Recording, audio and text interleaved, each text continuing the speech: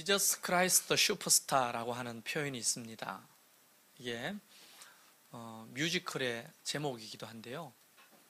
지저스 크라이스트 뒤에 붙는 그 슈퍼스타, 정말 그분이 슈퍼스타였을까? 슈퍼스타라면 우리가 상식적으로 정말 많은 사람들이, 팬들이 모이고 따랐을 때 우리가 슈퍼스타라고 하는데요, 오늘 본문에 보면 정말 2000년 전에 예수님께서 슈퍼스타였다는 것을 실감할 수 있는 구절이 나옵니다. 우리가 읽진 않았지만 12장 1절에 보면 이런 표현이 있습니다. 그동안에 물이 수만 명이 모여 서로 밟힐 만큼 되었더니, 예수님이 가시는 곳마다 얼마나 많은 사람들이 모였는지 여기 표현에는 서로 밟힐 만큼 되었다라고 되어 있습니다. 밟힐 만큼 되었다. 정말 그분이 슈퍼스타인 게 틀림없죠?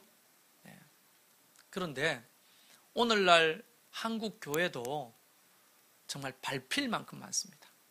교회가 5만 개인데 언뜻 들으면 5만 개 별로 많지도 않아 보이는데, 이걸 업종으로 따지자면 단일 업종으로는 최고 많은 겁니다. 다방보다 많고요, 카페나 파출소보다 많고요, 어떤 것보다 좀 많아요. 그러니까 단일 업종으로는 가장 많은 거예요, 교회입니다. 목회자가 10만 명이 넘습니다. 우리 교단에 1년에 배출되는 신학생 수가 정말 어마어마합니다. 사실 갈 데도 없어요. 이렇게 포화 상태입니다. 그리고 성도들이 1000만 명입니다. 뻥튀기를 좀 해서 1000만 명이라 하더라도 한 800만 명 정도 된다고 보면 거의 서울특별시 시민에 육박하는 그런 숫자입니다. 어마어마하죠. 정말 서로 밟힐 만큼 성도들이 많습니다. 예수님 시대도 그렇게 서로 밟힐 만큼 많은 무리가 따랐지만 제자들은 몇 명이 안 됐다는 거예요. 여기서 우리의 고민이 좀 생깁니다. 예수님 주변에 모였던 사람들이 그냥 무리로 불려지고 있다는 겁니다.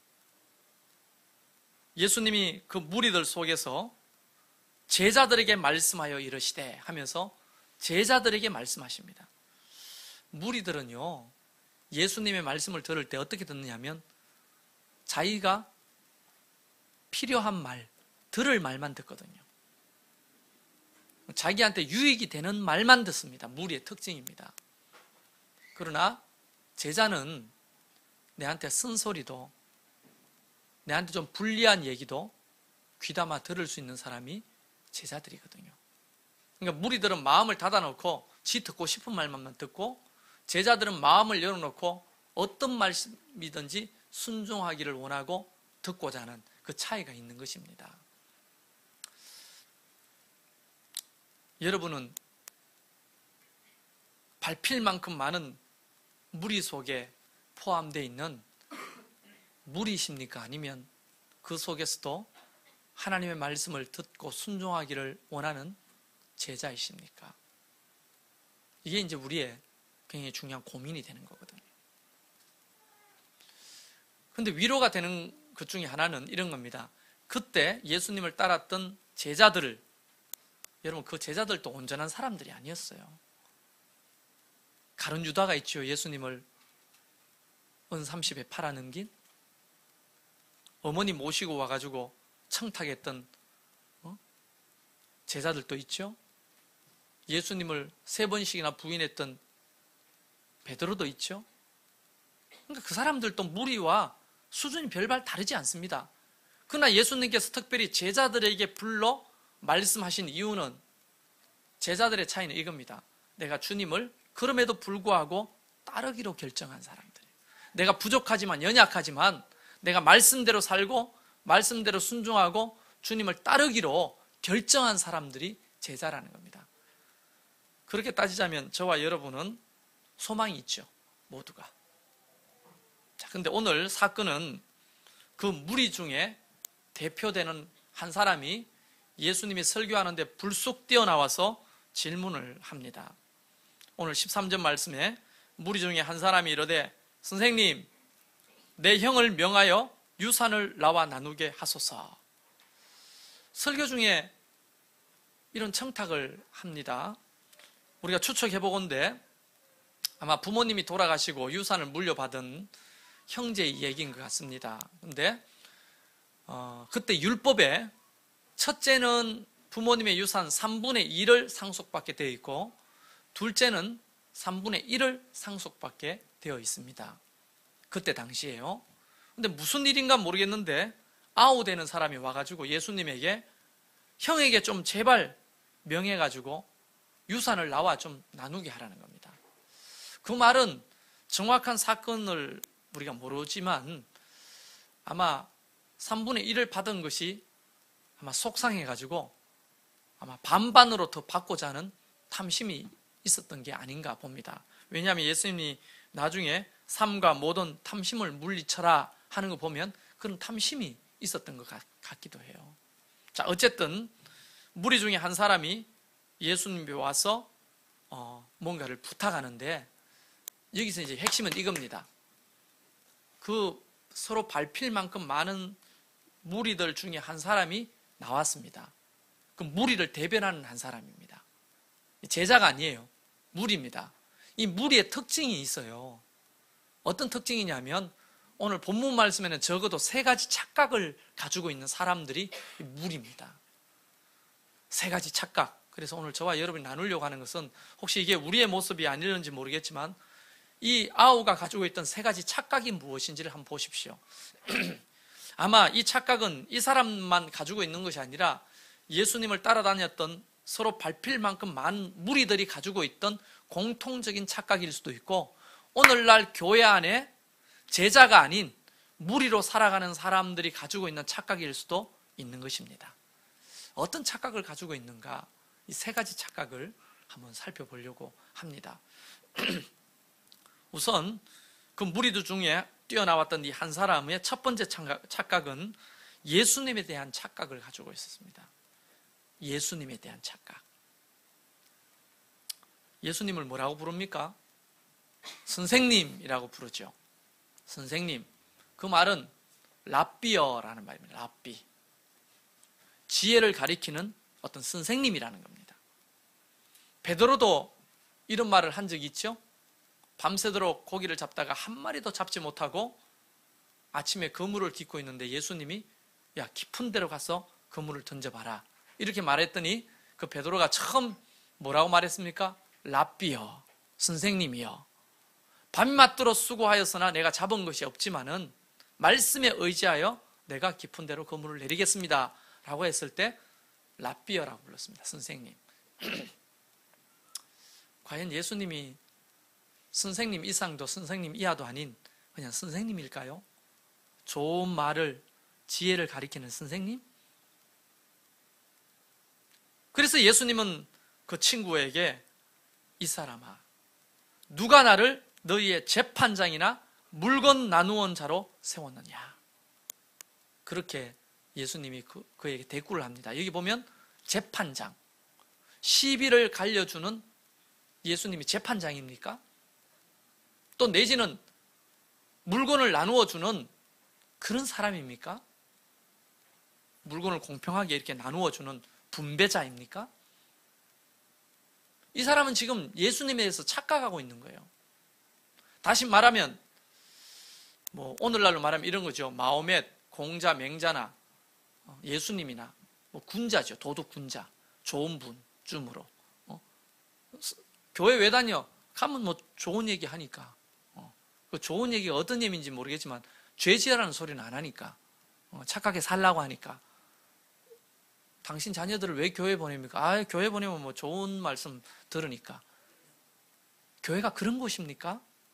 좋은 말을 듣고 착하게 살라고 하는 도덕 윤리를 가르치는 그런 곳이며 예수님은 그런 군자의 한 사람입니까? 4대 군자 중에 한 사람입니까? 아주 지극히 잘못된 착각을 가지고 있는 거죠. 예수님은 그런 분이 아니고 우리를 죄에서부터 사망으로부터 구원하신 구세주입니다. 그분은 사람일 뿐 아니라 살아계신 하나님이십니다. 할렐루야. 이 무리들은요, 예수님이 하나님이신 줄은 몰라요. 신이시라는 건 몰라요. 우리를 모든 저주와 죄로부터, 사망으로부터 구원해 주실 구세주라는 것을 이해를 못해요. 그저 삶 속의 문제를 해결해 주고 축복을 가져다 주는 마법사 정도로 이해합니다. 왜냐하면 그때 당시에 예수님은 기적을 드러내셨잖아요. 안전뱅이를 고치시고 귀신을 떠나보내시고 소경을 눈뜨게 하시고 그런 것들에 환호하는 거예요. 그러니까 오병이의 기적이 일어났을 때는 사람이 극에 달합니다. 사람이 얼마나 많이 몰려왔는지 정말 서로 밟힐 만큼 사람들이 많이 몰려왔어요. 그래서 오병이의 기적 아시죠? 물고기 2마리, 보리떡 5개로 5,000명을 먹였어요. 작년만 5,000명이니까 애들, 여자들, 노인들 다 하면 2만 명이 넘는 숫자를 먹였다는 겁니다. 다음 날 또 주님을 찾아왔어요. 그때 주님이 도망갔습니다. 그 무리들. 근데 결국은 무리들과 마주섰는데 예수님이 그때 하신 말씀이 너희는 기사와 표적만 구하는 자로다. 내가 너희에게 보여줄 표적은 요나의 표적밖에 없다. 요나의 표적이라는 물고기 뱃속에서 3일 있다가 살아난 요나 이야기를 빗대어 말씀하시면서 내가 십자가를 지고 너희 죄를 위해서 죽고 다시 부활할 표적, 그것이 중요한 거지. 안전병이가 일어나고 병이 낫고 너희를 배부르게 하는 그런 기적은 비본질적인 것이라는 거예요. 오늘날 신앙하는 저희들에게도 이런 착각이 있지 않습니까? 물론 하나님이 여러분의 삶의 모든 영역에 관심을 갖고 계시고 주의 선하신 뜻을 이루어 가도록 섭리하십니다. 그런데 과연 우리는 하나님의 뜻과는 상관없이 다 돈 달라, 명예 달라, 권력 달라, 출세 달라 이런 것들을 주님 앞에 요구하는, 그러니까 그런 것들을 들어주는 뭐 알라딘의 램프에 나오는 지니와 같은 거의 마법사, 마술사 정도로 착각하는 거예요. 예수님을. 어디 예수님이 그런 분이겠습니까? 그 이상의 분이죠. 우리의 영혼의 문제를 해결해 주는 거예요. 죽음의 문제를 해결해 주는 거예요. 생명의 문제를 그분은 해결해 주시기 위해 십자가를 지시고 고난을 받으시고 모진 고초를 당하시고 우리의 산 소망이 되시려고 부활하시고 그분은 이 땅을 심판하시기 위해 오실 재림주이시기도 하시고 그 무리들, 특히 그 무리들 중에 뛰어나와서 이 청탁을 하는 이 젊은 청년인지 노인인지 아저씨인지 모르겠지만 이 사람은 예수님에 대해서 엄청나게 큰 착각을 가지고 있었다는 거예요. 이게 무리들의 특징이에요. 여러분이 무리인지 제자인지 헷갈리시면 바로 예수님에 대한 착각을 가지고 계신다면 여러분은 아직도 그냥 서로 밟힐 만큼 많은 무리들 속에 한 사람일 뿐입니다. 두 번째 착각이 있습니다. 그는 탐심이 가득했어요. 예수님이 그렇게 지적하잖아요. 삼가 모든 탐심을 물리쳐라. 아마 추측컨대 아버지로부터 유산을 받았음에도 불구하고 상대적인 그런 비교 때문에 견딜 수가 없었던 것 같아요. 형은 3분의 1을 가지고 난 3분의 1을 가졌는데 그 돈도 적은 돈이 아닐 텐데 탐심이라고 하는 것은 가지고 있으면서도 더 많은 욕심을 갖는 게 탐심이잖아요. 탐심을 물리쳐라는 거예요. 어떤 착각이 있냐면 소유에 대한, 그 재정에 대한, 돈에 대한 잘못된 이해, 착각을 가지고 있었던 것 같아요. 물론 예수님이 그를 깨우치려고 비유로 말씀하신 한 부자 얘기 속에서도 마찬가지입니다. 그 부자가 가지고 있었던 착각 중에 하나는 돈에 대한 착각이에요. 소유가 자기의 생명의 문제를, 그 돈이 자기를 행복하게 만들어 줄 거라고 하는 착각 속에 빠져 있는 거예요. 여러분, 2005년 6월에 영국에서는요 로또 잭팟이 터졌습니다.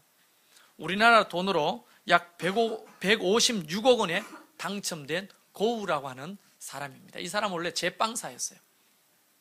빵을 굽는 아주 단란한 가정을 이루고 큰 돈은 아니지만 행복하게 살고 있다가 갑자기 156억 원의 졸지에 당첨돼가지고 졸부가 되는 겁니다. 2년 후에 부인과 이혼을 합니다. 주체할 수 없는 그 돈으로 경마에 빠지고 축구 토토 거기에 빠집니다. 그리고 노름에 빠집니다. 그러다가 5년 만에 156억을 다 탕진하고 10원 땡전 하나 남지 않습니다. 그리고는 어떻게 죽는 줄 알아요? 심장마비로 죽습니다. 여러분, 이런 얘기가 특별히 스페셜한 이야기가 아니고요, 로또 돈 가지다가 망한 사람들이 얘기를 인터넷에 쳐보면요, 정말 많은 얘기가 나와요.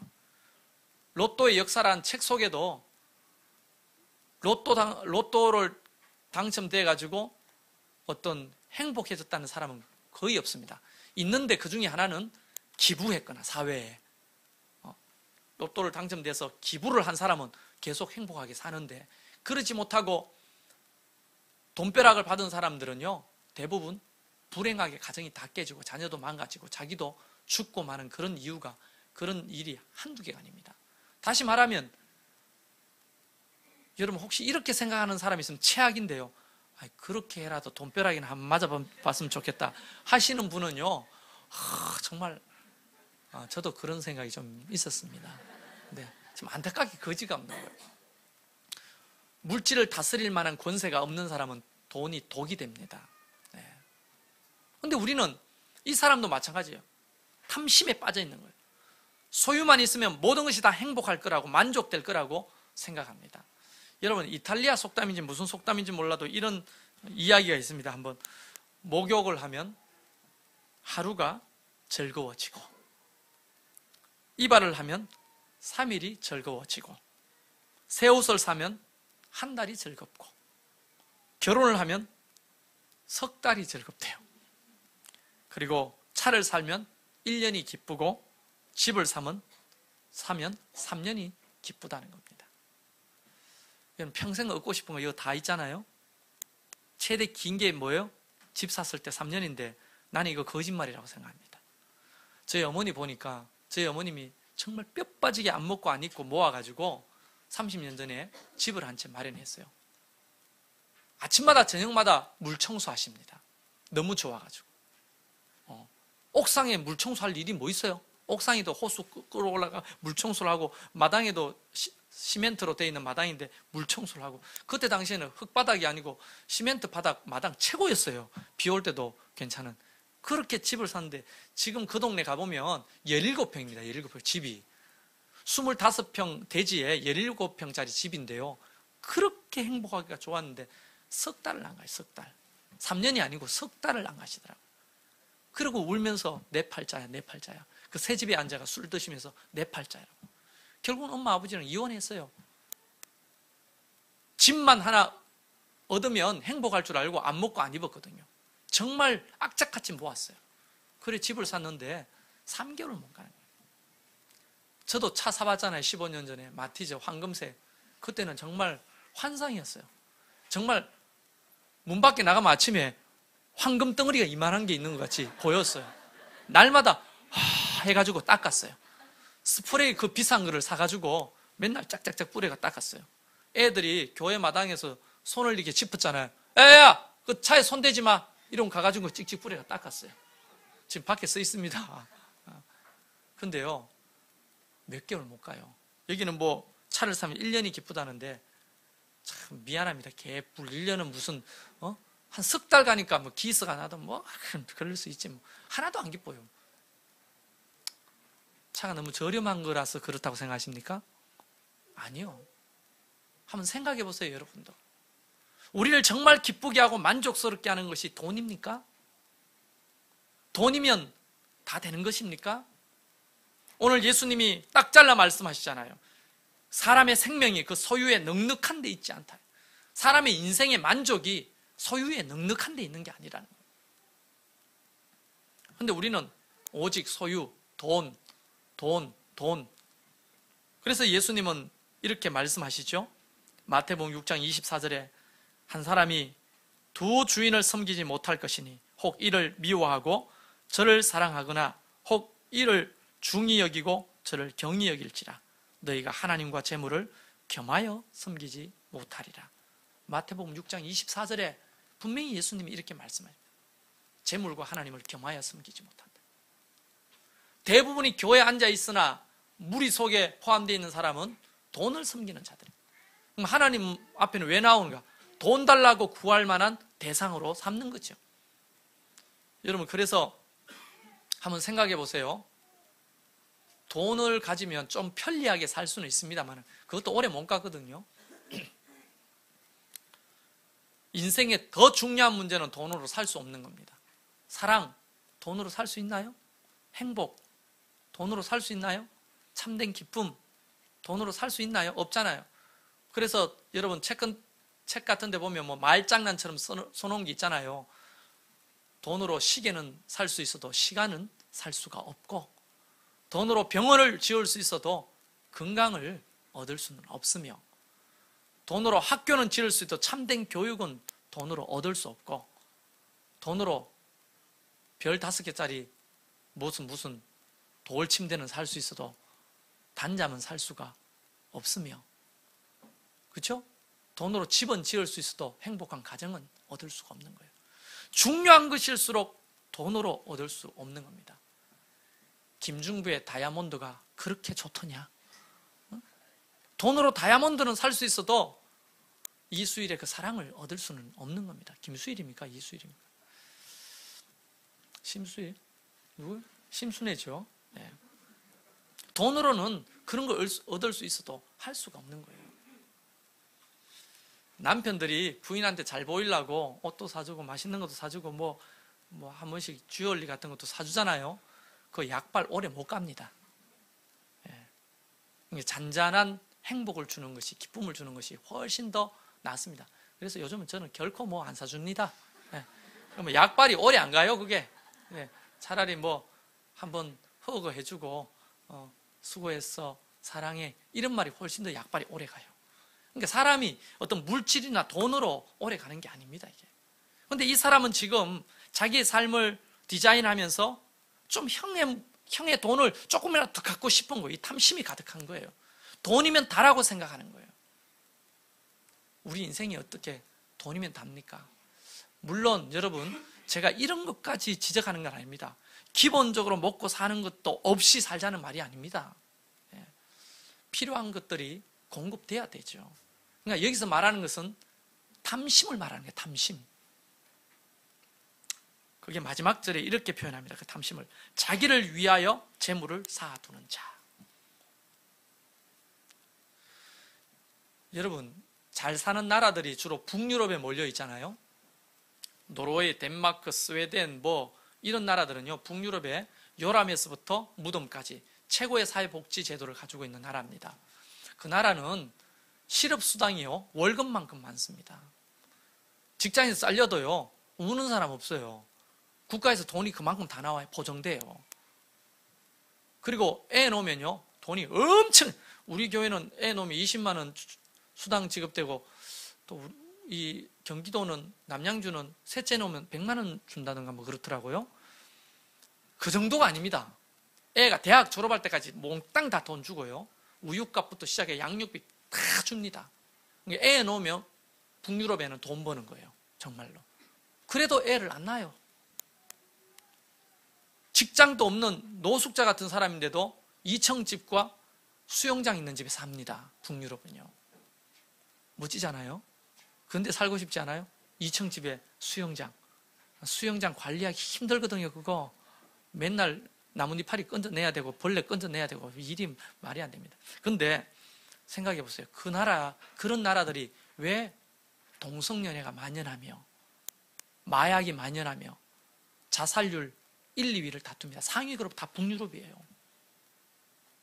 그렇게 먹고 살기 좋은 재물이 많은 나라가 왜 인생의 만족을 못 누릴까요? 증명하는 거 아닙니까? 예수님 말씀대로 인생은 소유에 넉넉한 데 있는 게 아니에요. 다른 가치가 있다는 거예요. 다른 가치가. 그래서 오늘 본문 말씀 21절에 보면 하나님께 대하여 부유하지 못한 자, 이런 사람은 인생에 공허합니다. 하나님께 부유하라는 것을 혹시 뭐 흥금하라는 설교로 혹시 이용하는 목사가 있다면 잘못하는 겁니다. 하나님께 부유하다고 하는 것은 재물을 하늘에 쌓아두라는 말이죠. 그건 흥금하라는 말이 아니라 가난한 자와 나누라는 것입니다. 나누는 삶을 살라는 거예요. 지극히 작은 소자에게 냉수 한 그릇 대접하는 그 심정으로 살라는 겁니다. 지만을 위해서 재물을 쌓아두고 더 쌓아두려고 하고, 집에 가면 옷이 넘치는데 옷을 더 사고, 신발장에 문을 열면 신발 넣을 곳이 없는데 신발을 더 사고, 차도 뭐 이만하면 됐는데 더 좋은 차에 욕심을 내고, 그게 탐심이죠. 그 정도면 이쁜데 또 째고 넣고 수술하고, 그게 탐심이죠. 그런 탐심은 끝이 없다는 겁니다. 끝이 없다는 거예요. 그게 소유에 대한 착각입니다. 이 무리들이 가지고 있는 공통점이죠. 마지막 세 번째 착각은요, 인생에 대한 착각을 가지고 있었던 것 같아요. 그래서 예수님이 오죽하면 비유까지 들어서 설명하겠습니까? 한 부자에 대한 얘기를 하십니다. 부자가 너무너무 큰 부자예요. 근데 이 부자가 밭에 소출을 보면서, 야, 내가 이렇게 돈이 많구나.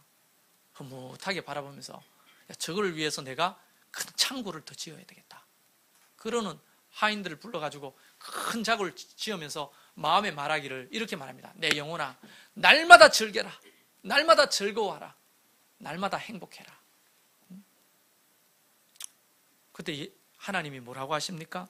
하나님이 이르시되, 어리석은 자여, 오늘 밤에 내 영혼을 도로 찾으니 그러면 내 준비한 것이 누구의 것이 되겠느냐? 천년만년 살 것 같이 돈만 있으면 천년만년 삽니까? 진시 황제가 한갑도 못 지나고 죽었다는 거 아시죠? 우리나라 조선시대 군왕들의 평균 그 수명이 40이 조금 넘습니다. 예. 왜냐하면 진수성찬을 맨날 봤는데 어떤 학자들은 그렇게 말해요. 너무 고단백 식품 많이 먹었다는 거예요. 고지혈증, 심장병, 당뇨병 이런 것 때문에 합병증이 심해가지고 일찍 죽었다는 거예요. 왕들이. 그게 유익이 될 줄 알고 건강할 줄 알았는데 가마 타고 다니죠. 예? 배가 얼마나 나왔겠어요. 고단백 팔도강산에 좋은 건 다 진상 받아가지고 먹지요. 그러니까 이게 아무리 의의가 맨날 진맥을 해본들 어떻게 할 겁니까? 사람이 그 돈 쌓아놓고 평생 살 것 같지만 성경은 시편 90편 10절에 우리의 연수가 70이요 강건하면 80이라도 그 연수의 자랑은 수고와 슬픔뿐이요 신속히 가니 날아가나이다. 이게 누구의 시냐면 모세의 시입니다. 모세가 120년 살았잖아요. 모세가 80세 주님을 부름을 받고 이제 40년을 더 살다가 주님의 또 부름을 받고 이제 천국에 가는데 그 인생을 돌아보면 그렇다는 거예요. 참 외람된 말씀입니다. 연세 드신 분들한테는 외람되지만 이게 맞는지 안 맞는지 한번 선배로서 이야기를 해보세요. 내가 볼 땐 한 80쯤 되면요 정말 먹고 싶은 것도 없고 뭐 특별히 가고 싶은 데도 없고 특별히 하고 싶은 것도 없을 것 같아요. 제가 잘못 생각하는 건가요? 아까 전에 우리 정수희 집사님이 일부 예배 나오시는데 물어봤어요. 집사님 특별히 먹고 싶은 거 있어요? 아 그런 거 없어요. 특별히 하고 싶은 거 아 그런 것도 없어요. 특별히 가고 싶어 아 그런 것도 없어요. 특별히 가고 싶고 또 싫은 것도 없고 좋은 것도 없고 그래 맞아요. 잘 모르겠습니다만은 연세 드신 분들한테 제가 뭐 외람되게 말씀을 드렸는데 80이 인생 끝난다는 이 말이 아니고 80의 부름을 받고 주님 앞에 서다 보니까 과거에 젊은 시절에 가지고 있던 그 먹어보았던 맛있던 것도 없어지고 가지고 좋았던 거 이것도 별로 마음이 없어지고 가고 싶은 것도 없어지고 하고 싶은 일도 없어지더라. 인생 무상하더라. 살같이 날아가더라. 이런 모세의 표현을 시편에 담은 거 아니겠어요? 그러니까 과학이 발달해서 120년까지 산다 할지라도 80세 이후에 젊은 사람처럼 그런 인생을 살겠습니까 사실? 그렇게 따지면 정말 살같이 날아가는 인생 아니겠어요? 쌓아두고 살아봤자 그것이 여러분에게 어떤 기쁨과 즐거움을 줄까요?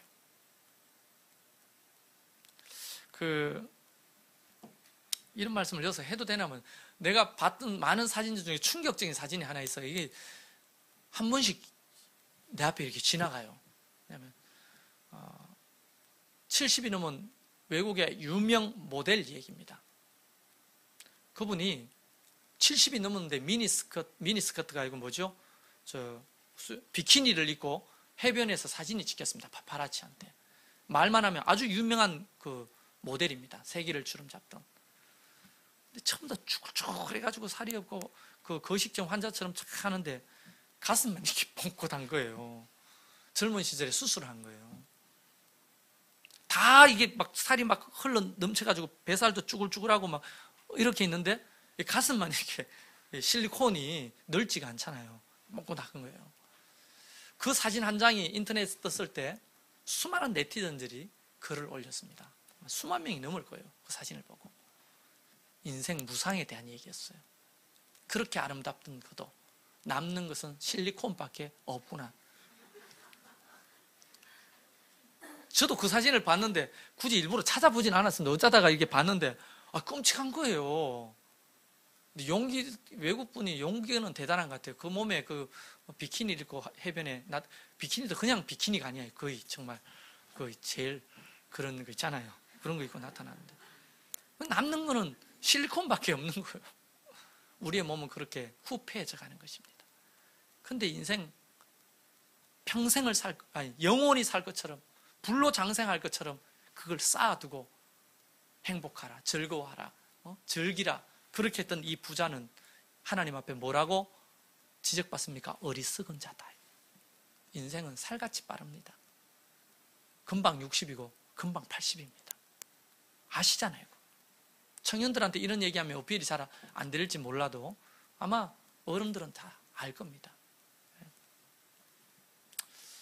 내일 모레 40이다. 와, 이럴 때가 어젠데 벌써 이제 나는 내일 모레 50이다. 이 말을 하게 된 거예요. 좀 있으면 내일 모레 한갑이네. 이럴 거 아닙니까? 예본이 신년이 시집 보내고 장가 보낼 때 막 이런 생각이 막 급속하게 다가오는 것 같아요. 여러분, 우리는 다 죽을 몸입니다. 갈 때는 순서가 없습니다. 너무 집착하지 마십시오. 그건 착각입니다. 무리들은 영원히 살 것처럼 그렇게 재물을 붙들고 자기만을 위해 쌓아두고 그렇게 살지만 그것은 너무나 어리석은 것이라고 하나님이 말씀하십니다. 나누고 사는 거죠. 베풀며 사는 거죠. 썩지 않아 하늘에 재물을 쌓아두고 사는 것이 지혜로운 것이죠. 아무리 가져도 욕심은 끝이 없습니다. 제가 예전에 신방 가가지고 저 잠실에 있을 때요, 집이 정말 큽니다.